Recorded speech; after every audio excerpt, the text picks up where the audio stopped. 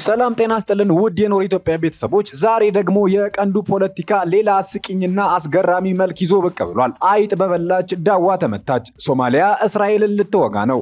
የሞቃዲሾው ዝግጅት፣ የካይሮ ዳንኪራና ሶማሌላንድ በታዋቂው የሎቢ ተቋም ባላርድ ፓር በኩል የትራምፕን ልብ በማሸነፍ የቀጠናውን የኃይል ሚዛን ወደ አዲስ አበባና ሀርጌሳ እያዞረች ነው። እስራኤልና አሜሪካ ኢራንን ወደ ድንጋይ ዘመን ለመመለስ የያዙት ስትራቴጂካዊ እቅድ ከኢትዮጵያና ከሶማሌላንድ የባህር በር ስምምነት ጋር እንዴት ተቆራኘ? ኔታንያሁና ትራምፕ በቴህራን ላይ ሊያወርዱት ያሰቡትን የእሳት ናዳ በግብጽና በሶማሊያ የዲፕሎማሲ መቃብር ላይ እንዴት እየተገነባ እንደሆነ ዝርዝር መረጃዎችን እናደርሳችኋለን። ቻናሉን ላይክ እና ሰብስክራይብ በማድረግ ቤተሰብ ሁኑ እያልን ወደ መረጃዎቹ እናልፋለን።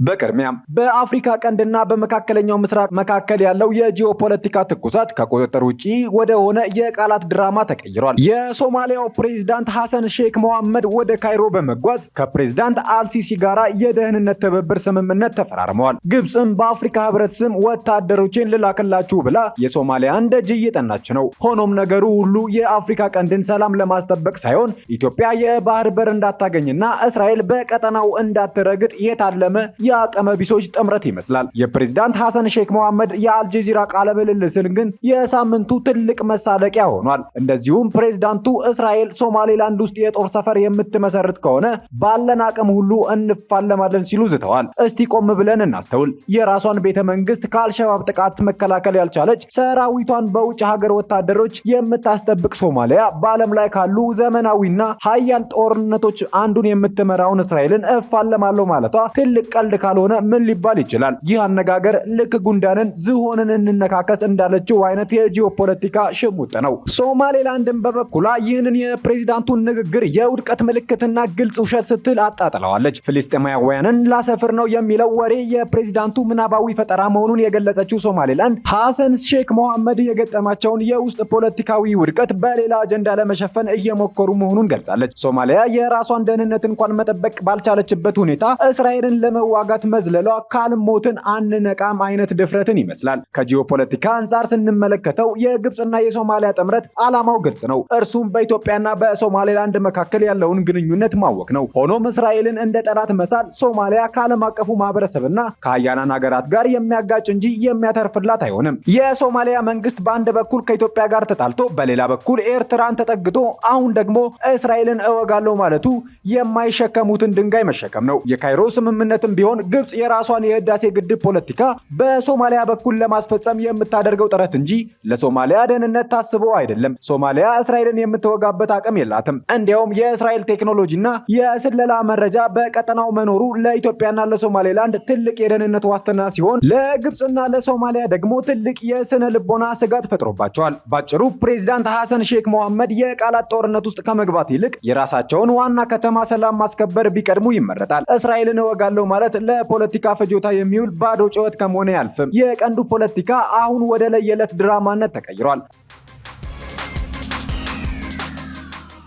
እውነተኛው ኃይልና ዲፕሎማሲ ግን በዝምታ ስራቸውን እየሰሩ ካሉት ሀገራት ጎን ነው። በአሁኑ ወቅት በዋይት ሃውስ ስልጣን ላይ የሚገኙት የፕሬዝዳንት ዶናልድ ትራምፕ አስተዳደር በአፍሪካ ቀንድ ላይ የያዙትንና አዲስ ጠንካራ አቋም በሞቃዲሾና በካይሮ ቤተ መንግስት ላይ ታላቅ ድንጋጤን ፈጥሯል። ሶማሌላንድ ይህንን የታሪክ አጋጣሚ ለመጠቀም ባላርድ ፓርትነርስ የተሰኘውን ለፕሬዝዳንት ትራምፕ እጅግ ቅርብ የሆነውን እንደዚሁም በብራያና ባላርድ የሚመራውን ተጽዕኖ ፈጣሪ የሎቢ ተቋም በከፍተኛ በጀት ቀጥራ ወደ ስራ አስገብታለች። ይህ ተቋም ትራምፕ ለሶማሊያ ያላቸውን የቆየ ጥላቻ ንቀት እንደ ግብዓትነት በመጠቀም ሶማሌላንድን እንደ ብቸኛ የቀጠናው አስተማማኝ አጋር አድርጎ የመሳል ስራውን በስኬት እየተወጣው ይገኛል። ትራምፕ በታሪክ ሶማሊያን የሽብርተኞች መፈልፈያና ሲኦል ሲሉ መጥራታቸውን ለሞቃዲሾ መንግስት የሚሰጠውን እርዳታ የጥቁር ቀዳዳ ሲሳይ ነው የሚል ጽኑ እምነት ስላላቸው የሶማሌላንድ ሎቢስቶች ይህንን ስሜት በመቀስቀስ የአሜሪካ የውጭ ፖሊሲ ከሞቃዲሾ ወደ ሀርጌሳ እንዲዞር በማድረግ ላይ ናቸው። እዚህ ጋር ያለው ትልቁ ትልቁ ሴራ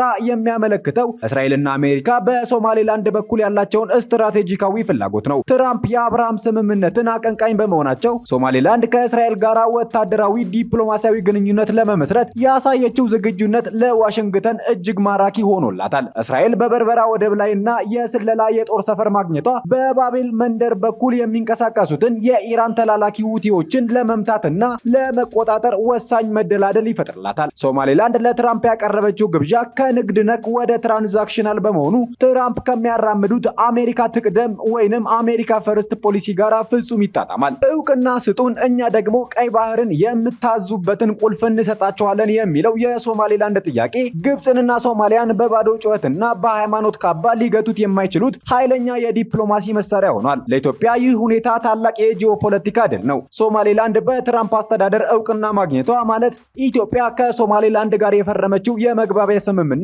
ዓለም አቀፍ ሕጋዊነትን እንዲጎናጸፍ ያደርገዋል። ይህ ደግሞ ግብፅ በሶማሊያ በኩል የጀመረችውን የማስፈራራት ስልትና የሶማሊያ መንግስት የሚያሰማውን የሉዓላዊነት ይከበር ጩኸት ዋጋ ቢስ ያደርገዋል። ሶማሊያ እስራኤልን እወጋለሁ እያለች በምታሳየው የአቅመ ቢስነት ፉከራ ትራምፕ በሞቃዲሾ ላይ ያላቸውን ንቀት ይበልጥ እንዲጨምርና የአሜሪካንን ወታደራዊ ድጋፍ እንዲያቋርጡ ምክንያት እየሆናቸው ነው። ሶማሌላንድ ያላት ጸጥታና የተረጋጋ ዴሞክራሲ ከአሜሪካ እስራኤል የቴክኖሎጂና የወታደራዊ ጉልበት ጋር ሲጣመር ኢትዮጵያ በቀጠናው ብቸኛ ሀያልና ተሰሚነት ያላት ሀገር ሆና እንድትወጣ ያደርጋታል። በአጠቃላይ በዋሽንግተን የሚገኙት የሶማሌላንድ ሎቢስቶች የትራምፕን ስሜትና የአሜሪካንን ጥቅም በማቆራኘት የቀንዱን የኃይል ሚዛን ከሞቃዲሾና ካይሮ መንጥቀው ወደ አዲስ አበባና ሀርጌሳ አዙረውታል።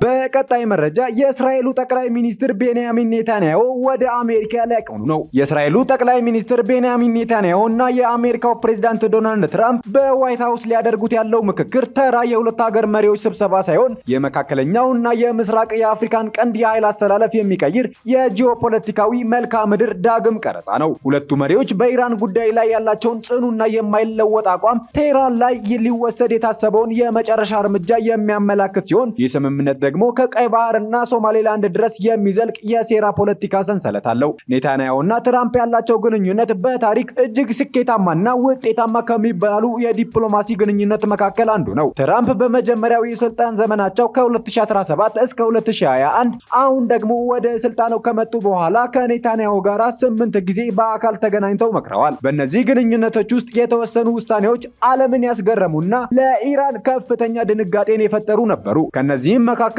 አሜሪካን ከኢራን የኒኩለር ስምምነት ማስወጣታቸው፣ ኢየሩሳሌምን የእስራኤል ዋና ከተማ አድርገው እውቅና መስጠታቸውና የአሜሪካንን ኤምባሲ ወደዚያው ማዛወራቸው ይጠቀሳሉ። እንደዚሁም በሶሪያ የሚገኘውን የጎላን ኮረብታ በእስራኤል ቁጥጥር ስር መሆኑን ማረጋገጣቸው ተጠቃሾች ናቸው። ትልቁ የኢራን ወታደራዊ አቅም ያሽመደመደው ውሳኔ ግን በኦፕሬሽን ሰማያዊ ነጎድጓድ የኢራኑን ቁልፍ ወታደራዊ መሪ ቃሲም ሱሌይማንን እንዲገደል ትራምፕ ትዕዛዝ መስጠታቸው ነበር። እነዚህ ሁሉ ውሳኔዎች አሜሪካና እስራኤል በስትራቴጂካዊ ረገድ የአንድ ሳንቲም ሁለት ገጽታዎች መሆናቸውን በተግባር ያሳዩ ማስረጃዎች ናቸው። ሁለቱ መሪዎች አሁን ሊመክሩበት ያለው የኢራን ጉዳይ ከቁጥጥር ውጪ የሆነውን የቴህራን የባሊስቲክ ሚሳኤል ልማት እንዴት እናስቆም የሚል ነው። የሴራው ፖለቲካው ደግሞ እንደሚያሳየው ትራምፕና ኔታንያሁ በኢራን ላይ የመጨረሻ እርምጃ ለመውሰድ ተስማምተዋል። ይህም በኢራን ውስጥ የሚገኙትን የኒውክሌር ማበልጸጊያዎች ጣቢያዎች በሳይበርና በአየር ጥቃት ለማውደም የኢራንን ኢኮኖሚ እስከ መጨረሻው የሚያሽመደምድ ማዕቀብ መጣልና በኢራን የውስጥ ፖለቲካ አማጽያንን በመርዳት አገዛዙን መገልበጥ ወይንም ሬጂም ቼንጅ የሚሉትን ያካትታል። ይህ እርምጃ በኢራን ላይ ብቻ የሚያበቃ ሳይሆን ቴህራን በቀጠናው የምታንቀሳቀሳቸውን እንደ ሁቲ፣ ሂዝቦላና ሐማስ ያሉ ተላላኪዎችን ስር መሰረታቸውን ለመንቀል የታለመ ነው። የዚህ ትልቁ ሚስጥር ደግሞ ከአፍሪካ ቀንድና ከኢትዮጵያ ጥቅም ጋር መቆራኘቱ ነው። ትራምፕና ኔታንያሁ ኢራንን ለማዳከም ከሚጠቀሙባቸው ስትራቴጂካዊ መንገዶች መካከል የባህር ላይ ቁጥጥርን ማጠናከር ነው። ለዚህ ደግሞ የኢራን ተላላኪ ሁቲዎች የሚፈነጩበትን የቀይ ባህርን መስመር ለመዝጋት ሶማሌላንድን እንደ ወታደራዊ መደላደል መጠቀምን መርጠዋል። እስራኤል በሶማሌላንድ በኩል የምታገኘው የጦር ሰፈር የኢራን መርከቦችንና ሚሳኤሎችን በቀይ ባህር እንዳይዘወተሩ ለማድረግ ዋነኛው መሳሪያዋ ይሆናል ተብሎ ተገምቷል። ትራምፕ ለሶማሌላንድ እውቅና ለመስጠት የወሰኑትን ውሳኔ ከኔታንያሁ ጋር ካላቸው ኢራንን የማዳከም የጋራ ስልታዊ ግብ የሚመነጭ ነው ተብሎ ተገምቷል። ሁለቱ መሪዎች በቴህራን ላይ የያዙት ስትራቴጂካዊ ሴራ ሴራ በሶስት ዋና ዋና ምሰሶች ላይ የቆመ ነው። የመጀመሪያው የጭንቅላትን ቀዶ ጥገና በማድረግ ሰርጂካል ስትራይክ ማድረግ ሲሆን ይህም የኢራንን የኒውክሌር ማበልጸጊያ ጣቢያዎችና የባለስቲክ ሚሳይል ማከማቻዎችን በዘመናዊው ቢ6112 ቦምቦች እና በሳይበር ጥቃቶች ሙሉ በሙሉ ማውደም ነው። ሁለተኛው ስትራቴጂ የኢኮኖሚ ማነቆ ነው። ትራምፕ የኢራንን ነዳጅ ወደ ዓለም ገበያ እንዳይወጣ በማድረግ የቴህራንን የባንክ ስርዓት ከዓለም በማግለል አገዛዙ የውስጥ ወታደራዊ በጀቱን እንዲያጣ ማድረግ ነው። ሶስተኛውና ዋነኛው ደግሞ